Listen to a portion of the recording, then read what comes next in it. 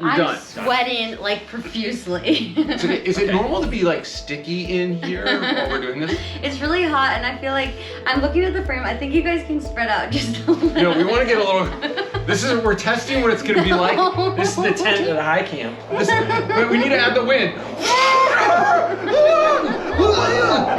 It is really, really cold in the tent. This is gonna be the next 48 hours of our lives. The weather station has recorded a new cold temp, negative 34.8 degrees Fahrenheit.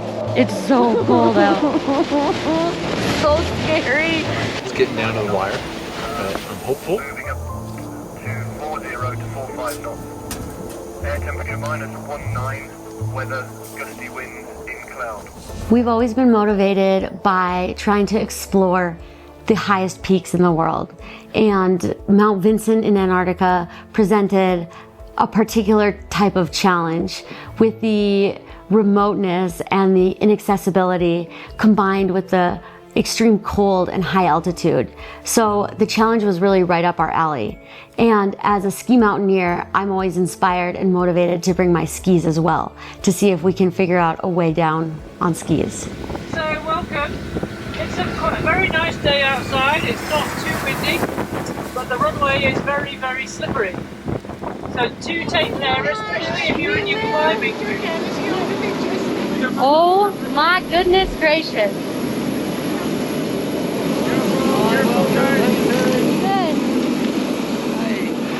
So here we are on the blue ice runway at Union Glacier. And Rob just almost ate it. And our plane almost ate it. The ground is extremely slippery. So it is incredible to be here and to be able to land.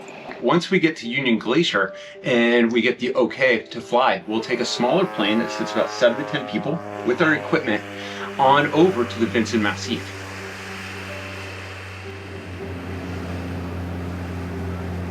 It'll take us about 45 minutes to land there, hopefully like this.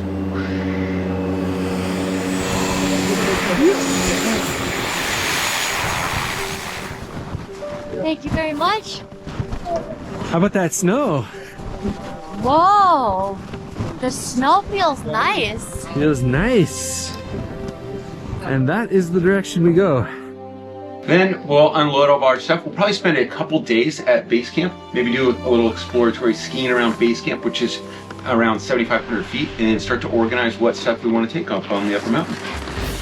Two of the challenges of this trip of trying to climb and ski Mount Vinson is the level of preparation and the small margin for error with these cold temps and the lack of weather forecasting. We don't have reliable forecasting for more than a day or two out, so it makes it really hard to see what we should do each day. We have to kind of be prepared for anything. My guess is it's about 10 degrees right now, but not really sure.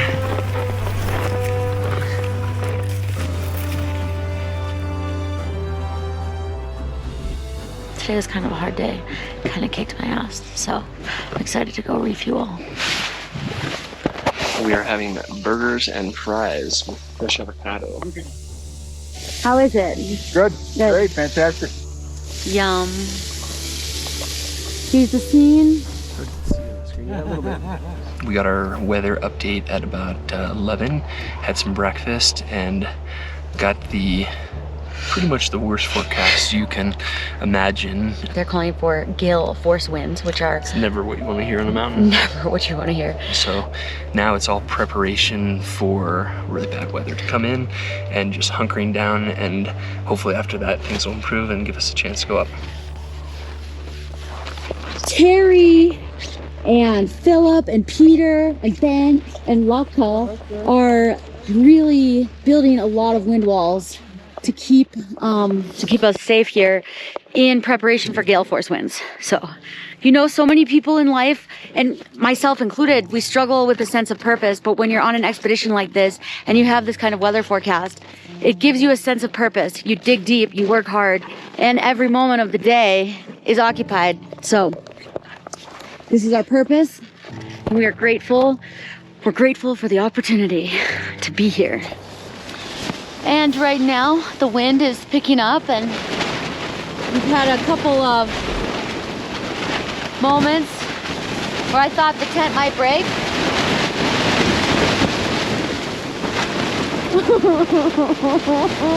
So scary. Air temperature with the wind chill is probably -40. Probably. We survived the first wave of the wind, and we're continuing to fortify the camp with these wind walls in anticipation of higher winds coming. You can kind of see them moving across. It is brutally cold. Brutally cold. Most people climb Mount Vinson in 5 to 7 days. We are on day 7, going into day 8, without a clear weather window. So it's a long time to be here on the ice, but there's no person that I would rather spend that time with. Darls. Ouch. Ouch. Oh, it hurts to move my lips. The wind today from low camp. It's wind gusts. Forecasting southeasterly 15 to 25 knots. Moving up Yummy. 40 to 45 knots. Air temperature -19. Weather gusty winds in cloud. We are on day 8, and there has not been a real appropriate weather window in sight. It's getting down to the wire, but I'm hopeful. We're talking about moving up to high camp tomorrow, but it's just snowing and hammering outside. You can kind of see on the side of the tent snow building up. So for tomorrow, Thursday, 16th, low camp, variable 5 to 10 knots. Air temperature -19. Weather mainly sunny. And for high camp tomorrow, south 10 to 15 knots, becoming southwesterly after 1500 local. Today is just an absolutely gorgeous day here.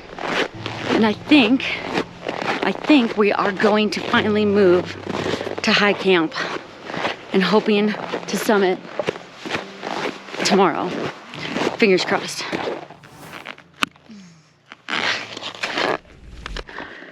Jonathan? Yo, Roberto? we're doing it. I think I'm preparing to die a slow death on the way up. This is my monster. His name is Bernie. This is Big Bertha. Fatima. Big Bertha's about ready to fucking crush my back. We're about to get crushed by Bernie, Bertha, and Fatima. Oh, it's gonna be a lot of pain now, these next 2,000 verts. Okay, beginning way towards the fixed lines. I think the sun is gonna take a toll. It's gonna beat us down.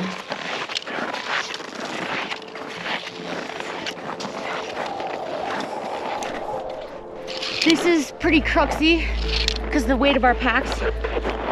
And it is so hot. But rumor has it, once we get to the top of the fixed lines and come around the corner, it's gonna be very cold. Shh.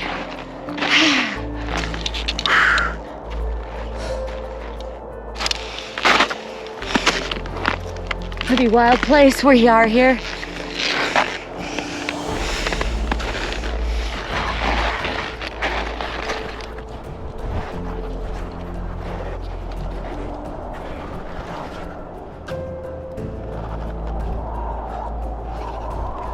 Carrying skis actually makes climbing this mountain much harder because it adds quite a bit of weight. But it's my dream. Okay, we are here at Camp 2. We're gonna put our packs down and yay! Caroline, high five. Nice job. Team did great today. Oh my goodness.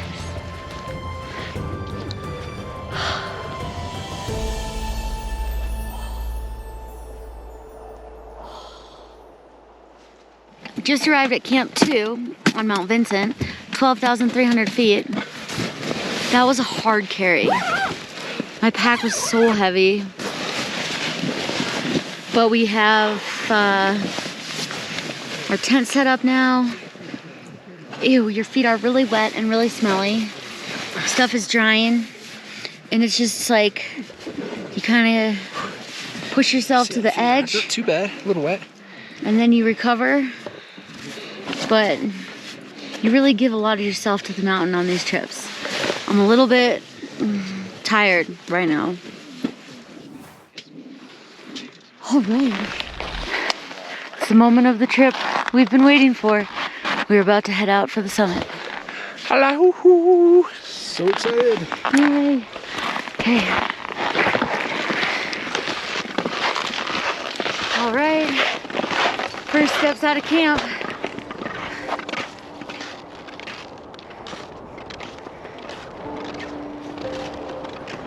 The wind, the slightest breeze. It's really, really cold. It's gotten very cold, but when the wind's not blowing, it's definitely reasonable and bearable. When the wind picks up, we have these gusts, it gets very cold. It's like, hurts the lungs a bit.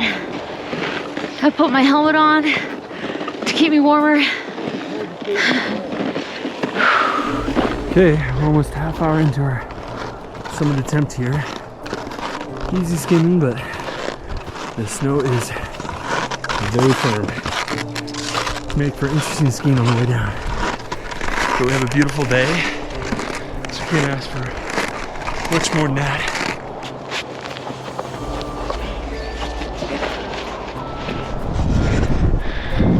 Oh, we're recording. Okie dokie. The men are making their way up the col. Almost to the summit ridge here. It has gotten quite hot because of the clothes we had on, and we're in full sun. It's hard to figure out the layering here, but we're gonna get the breeze soon. Here's the summit ridge right there. We were on the summit ridge, approaching the summit, but the very last part is this very steep kind of a cornice, vertical piece that we had to climb up and over. And so as you're, basically have both ice axes out, climbing up.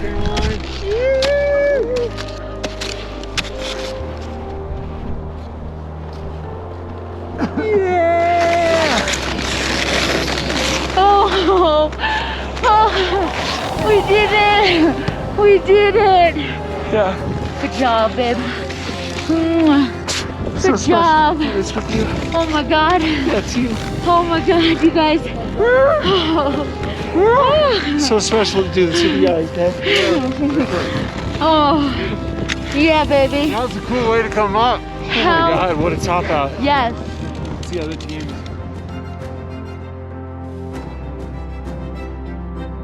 But it was exciting because I think that we all had really considered that we weren't going to get this summit because of the weather leading up to it. I think we all didn't think we would even have a chance to go for the summit. And so we definitely had our moment of celebration on the summit there and took a lot of good photos, and then had to get back off that the cornice I was talking about, which was probably even more awkward, downstepping that, and then the transition was one of the coldest transitions I've ever had.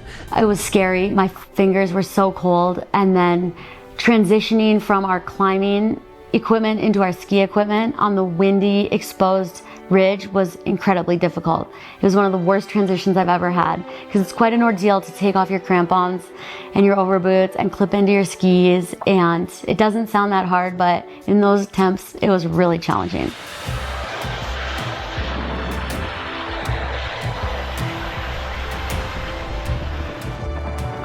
There were some sections that were over 50 degrees that we skied. So in a section that's over 50 degrees on that kind of ice, if you're to lose your edge or to slip, you probably won't be able to stop your fall. So you need to be really darn sure that you can make that turn. And if you can't, then you sidestep, and if you can't do that, you take your skis off and you put your crampons back on and you down climb. And so being able to assess and to read the snow and the mountain and the terrain that is definitely a skill, because if you make your turn, if you miscalculate a hop turn, it can have dire consequences.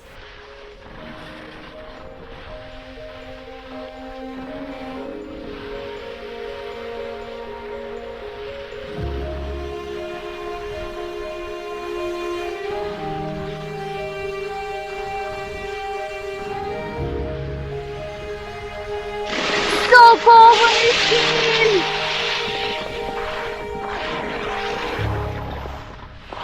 What I love about skiing down a big mountain is the feeling of freedom. It's an opportunity to move completely untethered. So you're not connected to each other by a rope or to the mountain. If you fall, you know, you could slide, you could die. But I really like that feeling of freedom and the feeling of flying.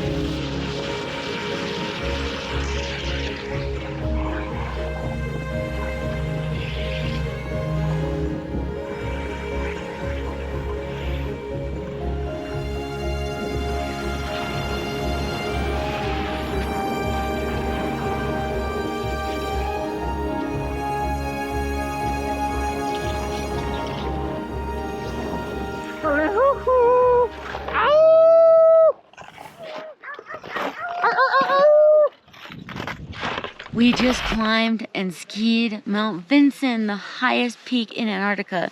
And Rob and I just both got back to camp and we called our moms. Yep. And I wish I had videoed it, because It's a special moment.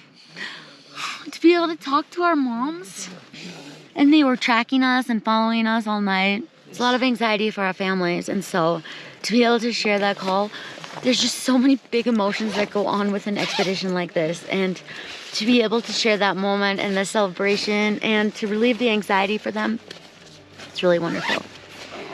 The section from high camp to the start of the fixed lines was a really beautiful section of skiing. That was one of my favorite sections, because we did have the heavy packs, but you're skiing this kind of ramp feeling, but what you can't see or feel is the huge drop off to one side.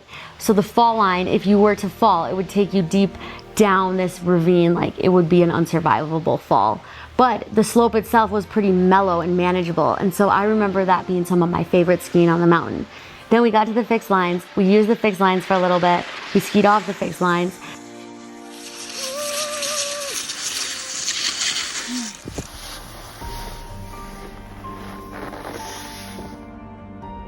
Then we bolted to low camp. At low camp, we packed up our stuff as quickly as we could, loaded up the sleds, took everything to base camp. Because we were told by ALE that the sooner we could get there, the more priority we'd have for getting on the first flights out. And they told us all the flights were gonna come that morning.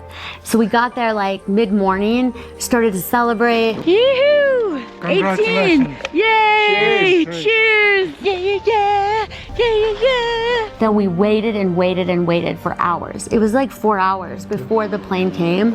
And like, you know, at that time our champagne buzz was starting to wear off, and we had no tents set up, because at every camp we disassemble our tents so that they don't get annihilated by the wind. So nothing's set up, we have no shelter, no place to hang out, we're just out there.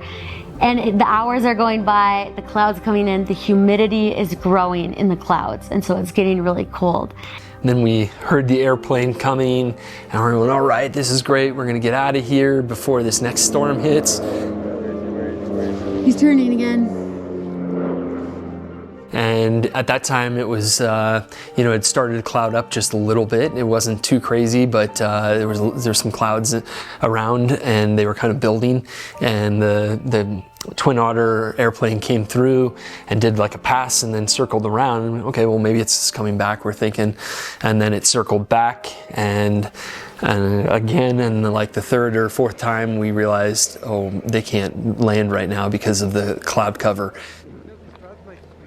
After the fourth pass, we didn't hear the airplane again, and then it was the waiting game.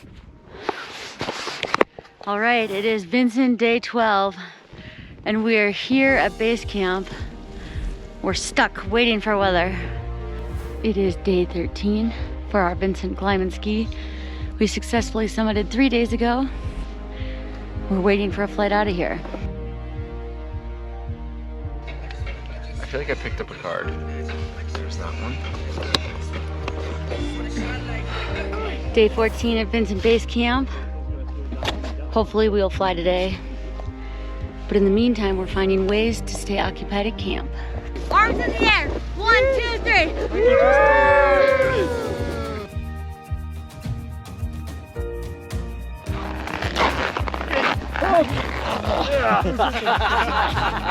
Hanging out today at base camp. One of the coolest things about these expeditions is the people you get to meet from all over the world.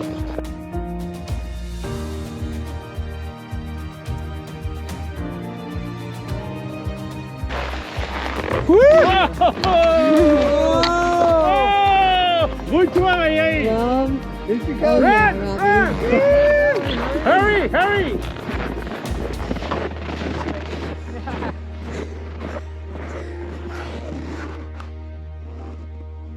Vinson, day 15, and we are still stuck at base camp.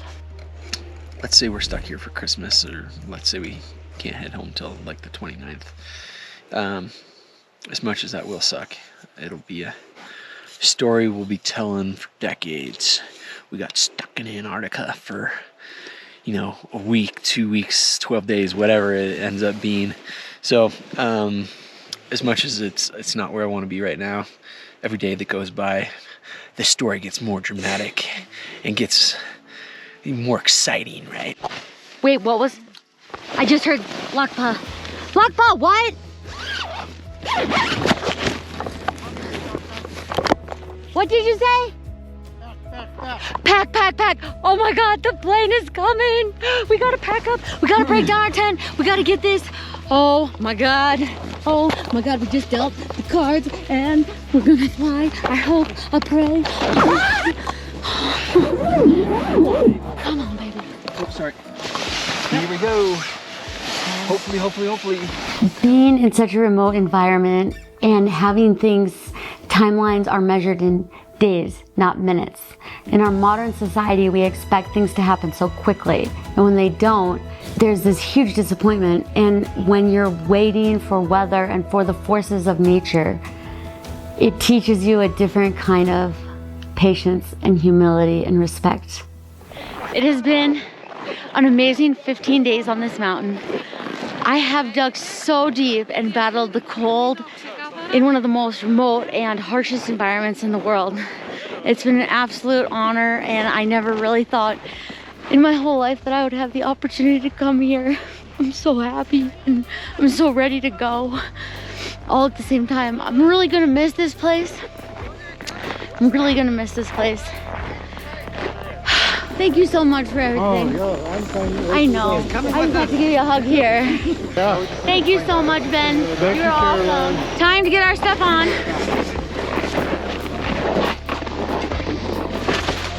Is this okay for us to sit here?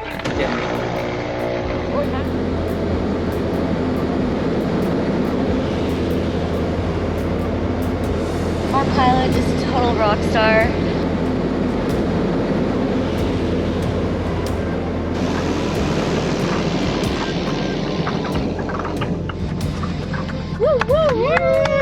Yeah, Thank you very much. no problem. For Hopefully I'll see you at camp. Yes, brilliant flying, Lauren. Brilliant.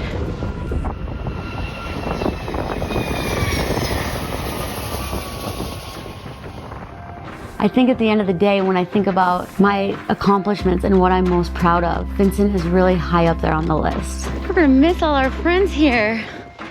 I'm kind of sad to leave.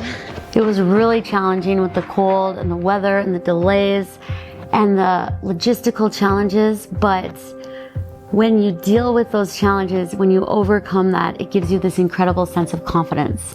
And I take that confidence into every other aspect of my life. We're doing it! We get to go home! Getting on. Hello, Ollie! Hello!